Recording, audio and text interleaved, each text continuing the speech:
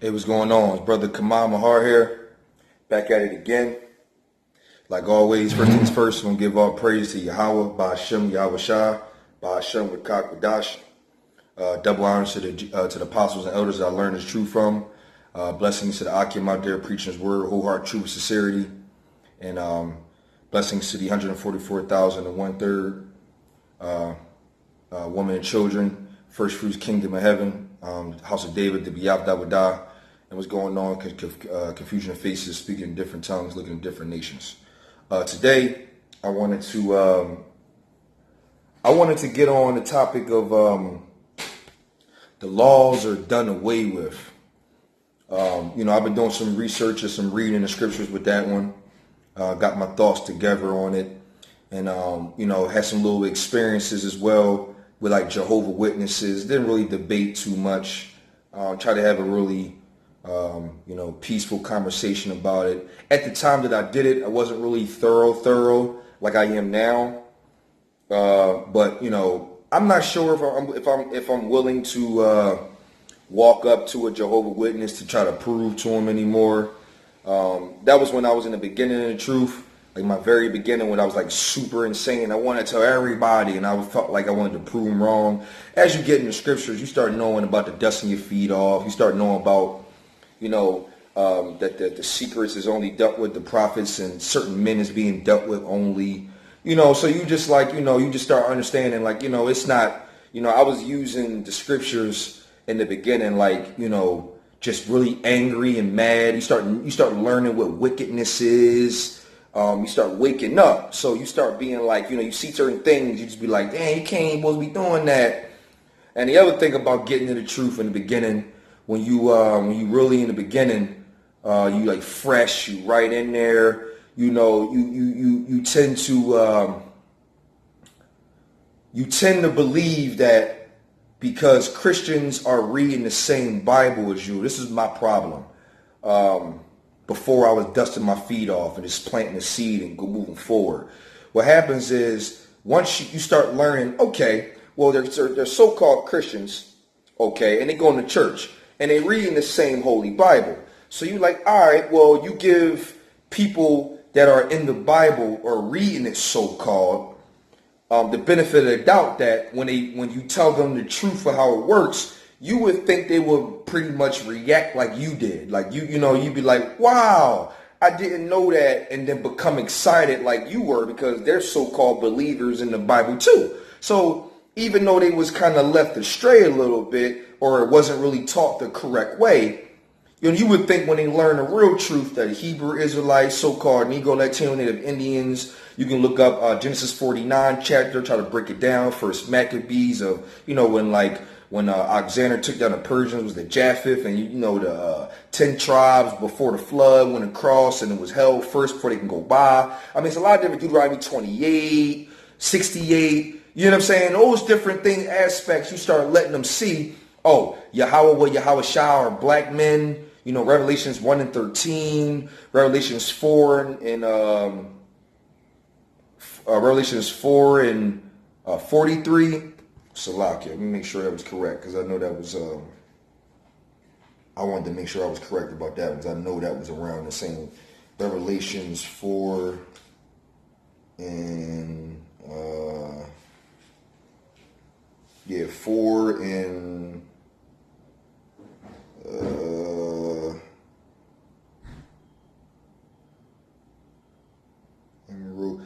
4 and 3. Where it says, he that sat was a look upon like a jasper and sardine stone. So I had to, just real quick, make sure I was correct about that. And you got Daniel 10, 5, and 6, Daniel 7 and 9. So you start, putting your people on the fact that it's not the Caesar Borgia look-alike person. You start telling them the Yahawah, Yahawashi is the real Paleo-Hebrew names. You know what I mean? You start breaking it down, those things. I thought that learning that this was, the Hebrew Israelite so-called Negro, Latino, Native Indian book, that they're reading the book, learning something so exciting as your people will uplift and get them the magnetized to it. And you will finally realize that the strongholds are real. Which I should also make another video in the spirit called Strongholds. Caesar Borgia and the white so-called Jesus Christ and Serapis Christianity and all the different things. But this video is on the laws are done away with. It's very, very confusing because obviously they're not reading the book. But that was my point. When I was in the very beginning of the truth, I pretty much I was like, how aren't they, adhering to what I'm saying as far as what I mean? Like, for example, if you hear that Yahawashi was white and you knew that your whole life, and then someone comes up to you and prove that he's black, that'd be so awesome. Like, wow, like he's just like me and things of that nature, which other people try to say that it doesn't matter, the color and all of that. Some people brought up on there that it didn't matter because of the message basis. I only agreed to that to a certain extent. But then again, we have to still stick with the fact that our God, Yahawah, Bahashem Yahawashi, are men of melanated color.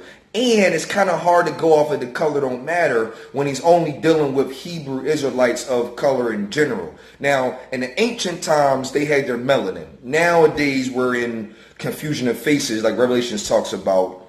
And also, I believe it's in, I get the scripture, but confusion of faces are real because we went against the laws and we were scattered abroad. And another one will be Acts chapter 2. When the day of Pentecost came around and all those brothers came around from all those different nations, Egypt and it was so many, I can get into it, but it's so many different nations that people misconstrued that, see, in Acts 2, it's for everybody.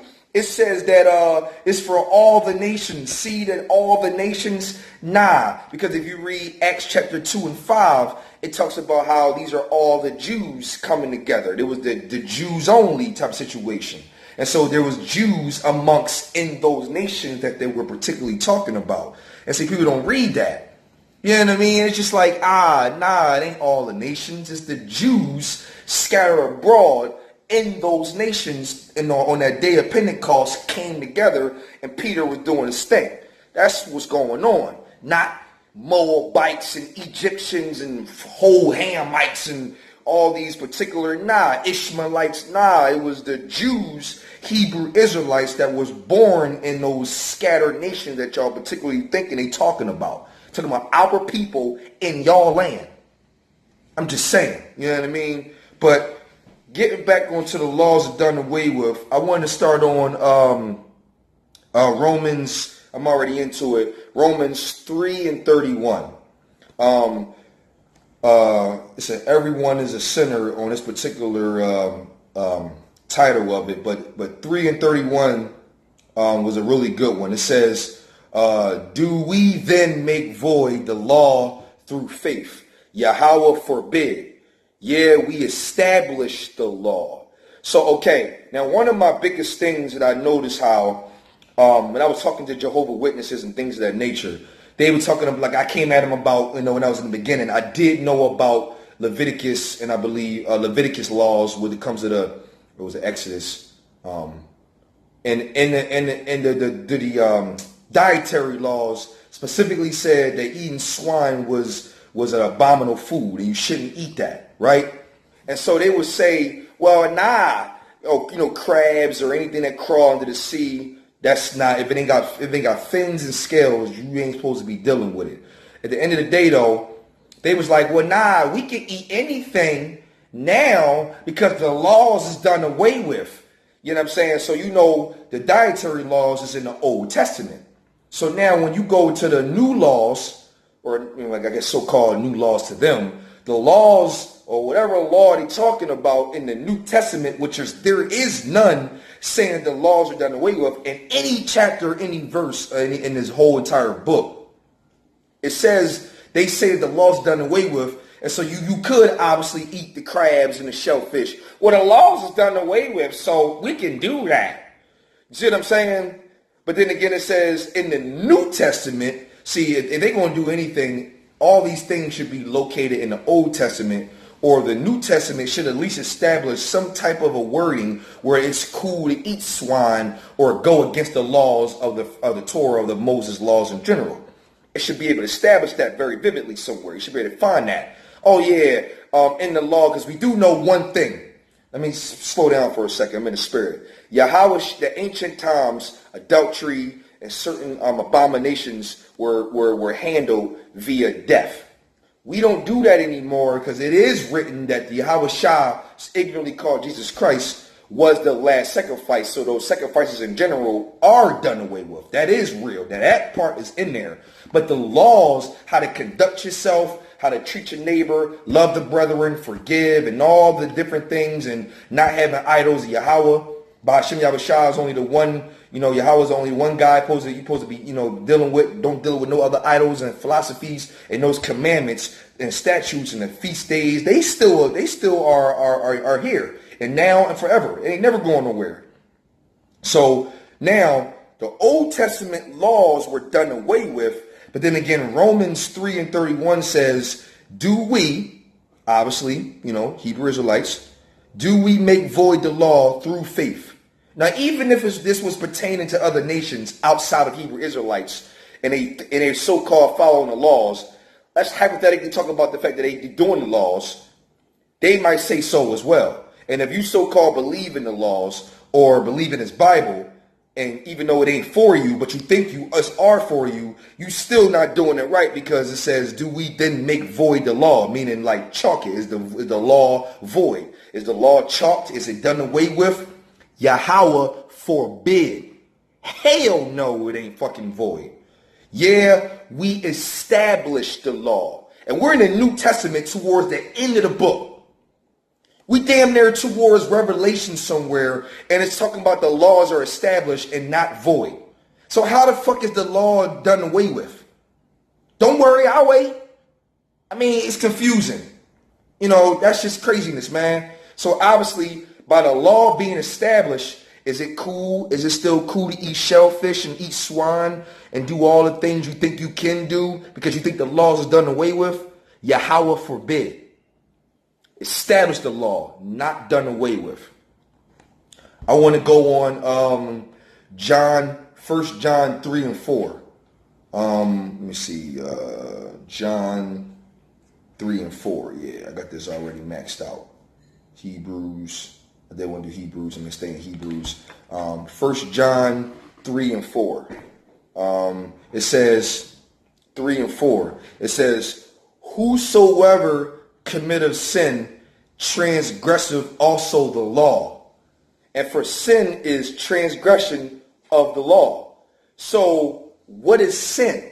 Sin is transgression of the law. That is the definition of sin. Is transgression of the law. And once again, I'm in 1 John in the New Testament where so-called laws were done away with. So let me make a point here.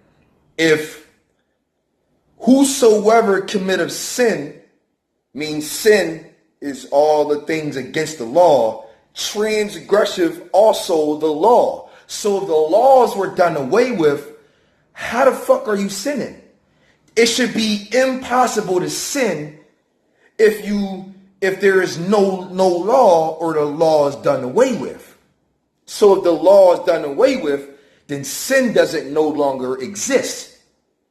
But then again, people will still say, oh, you sinning. But the same person says the laws is done away with to still eat pork and swine and shell and crabs and whatever else you think that you still can do due to the fact that the laws is done away with.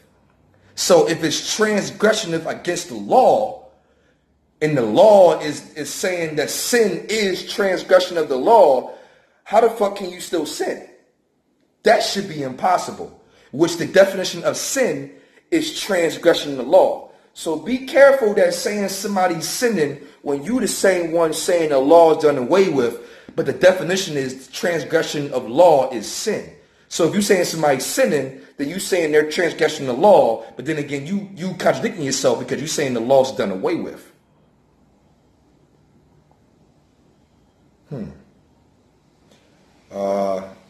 That's confusing. Very confusing. Okay. Y'all lost me with that one. That's blowing my mind right now.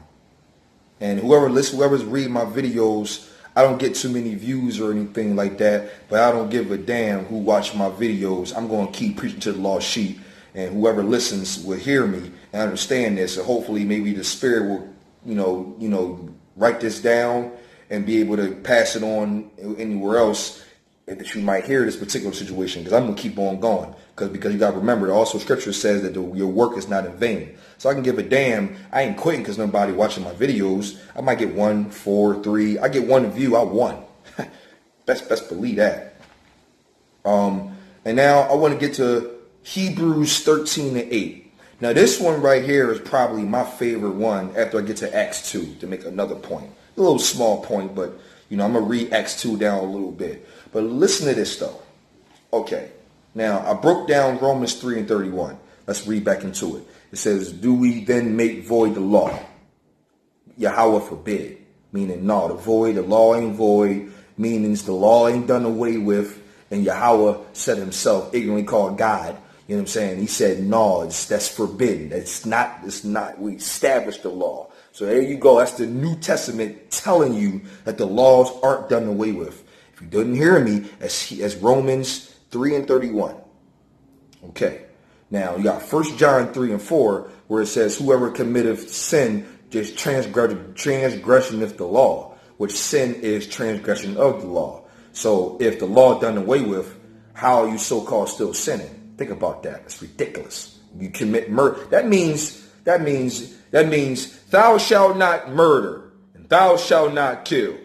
Well then you might as well kill your ass away, baby. You might as well go ahead and start murdering your ass off. Go ahead, fuck other men's wives, or go ahead, be a wife and fuck other men. You might as well steal shit. You might as well lie like a motherfucker. You might as well bear false witness. You might as well eat your swine and your duck and your crabs. You might as well do all of it, because to you, the laws are done away with.